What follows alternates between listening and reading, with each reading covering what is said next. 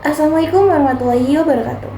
Halo teman-teman, perkenalkan nama saya Maudy Aprilian Bau dengan NIM 94142482. Saya dari kelas D, jurusan Ilmu Ekonomi, Prodi Ekonomi Pembangunan. Saat ini saya menempuh semester 3. Nah teman-teman, video kali ini saya buat untuk memenuhi tugas ekonometrika 1 dengan dosen pengampu Bapak Bobi Rantopayu, SSI MF. Nah teman-teman, di tugas kali ini kami diminta atau saya diminta untuk menguji data yang sudah kami ambil dari SPSS terkait dengan IKF, kemiskinan, TPT, dan pertumbuhan ekonomi.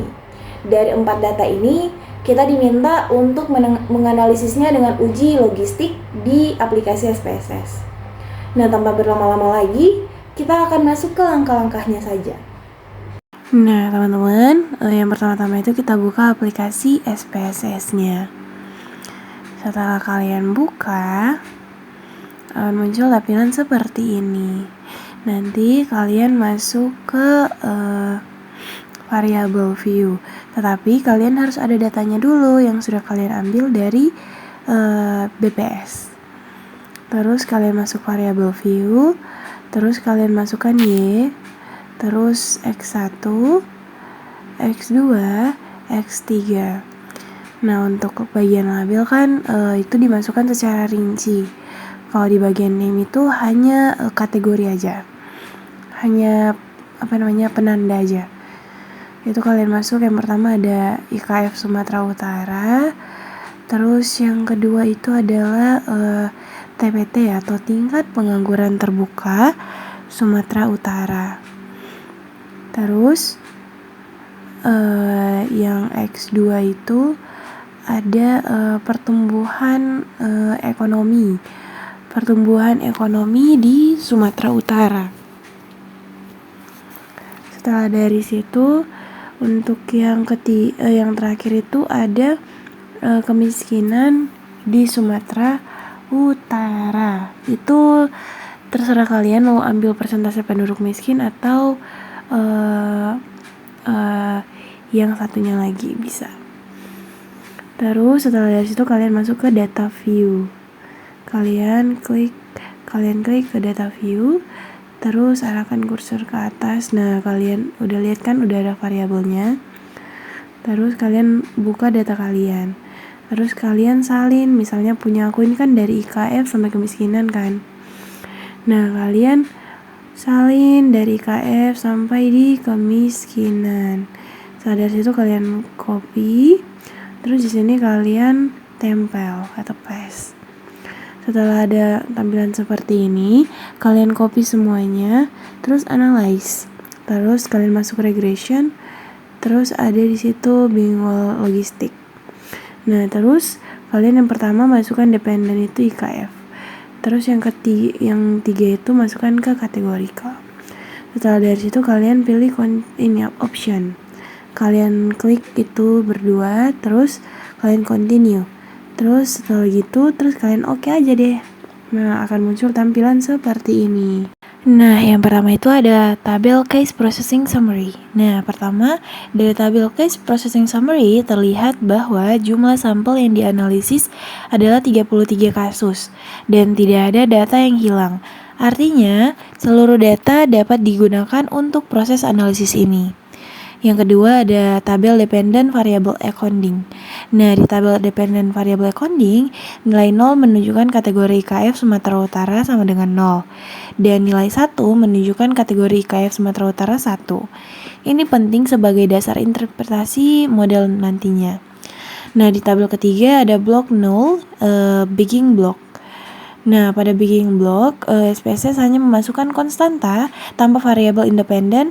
Hasil classification table menunjukkan bahwa model awal hanya menebak kategori mayoritas.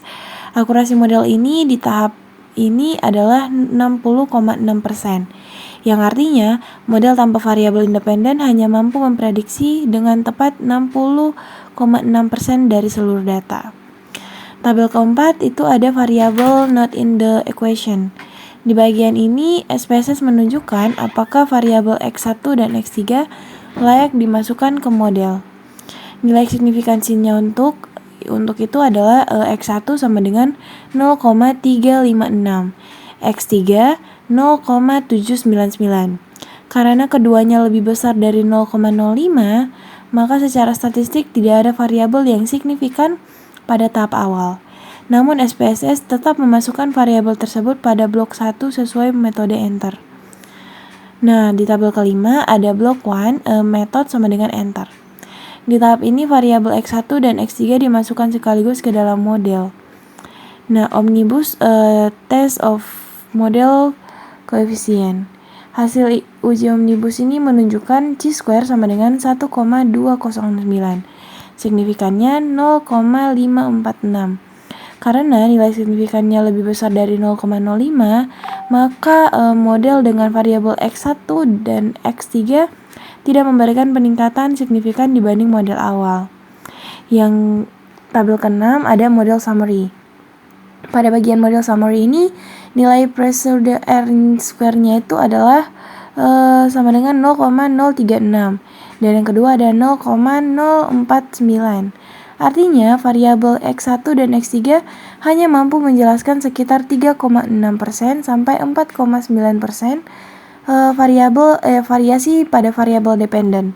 Nilai ini sangat kecil sehingga menunjukkan bahwa model kurang baik. Yang ketujuh ada Hosmer and Lemeseau test. Nah, uji ini memberikan hasil chi-square-nya itu sama dengan 7,439 dan signifikansinya 0,490. Karena nilai P lebih besar dari 0,05, maka modelnya itu berarti fit. Artinya, model cocok dengan data. Meskipun begitu, model fit bukan berarti model signifikansi, hanya berarti tidak ada masalah kesesuaian model. Yang tabel ke-8 adalah classification table. Akurasi prediksi model setelah memasukkan X1 dan X3 adalah 54,5%, turun dari 60,6% pada model awal. Ini menunjukkan bahwa memasukkan variabel X1 dan X3 justru membuat model menjadi sedikit kurang akurat. Tabel ke-9 yaitu variabel in the equation. Tabel ini menunjukkan pengaruh masing-masing variabel. X1 signifikansinya 0,546, X3 0,986. Keduanya jauh lebih besar dari 0,05, berarti dia tidak signifikan.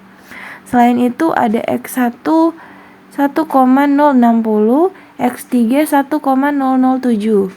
Nilai eksponen B ini mendekati 1, yang berarti model tersebut hampir tidak memiliki pengaruh terhadap peluang terjadinya kategori 1 pada variabel independen. Nah, teman-teman, kesimpulan analisis ini yang pertama, variabel X1 dan X3 tidak berpengaruh signifikan terhadap variabel IKF Sumatera Utara. Kedua, yaitu model secara keseluruhan juga tidak signifikan berdasarkan uji omnibus. 3. Meskipun model fit secara statistik, Hosmer dan Lemeseau, namun kemampuan prediksi model rendah, hanya sekitar 54,5%. Yang keempat yaitu ada nilai prosedur R square-nya. Itu juga sangat kecil, menunjukkan bahwa si model ini tidak mampu menjelaskan variasi data secara memadai. Nah, teman-teman, itu saja dari saya. Saya mohon maaf jika ada kesalahan kata atau kalian kurang mengerti dengan video ini. Saya mohon maaf sebesar-besarnya. Dan bila ada koreksi bisa kalian tulis di kolom komentar. Sekian dari saya. Wassalamualaikum warahmatullahi wabarakatuh. Thank you for watching. Bye-bye.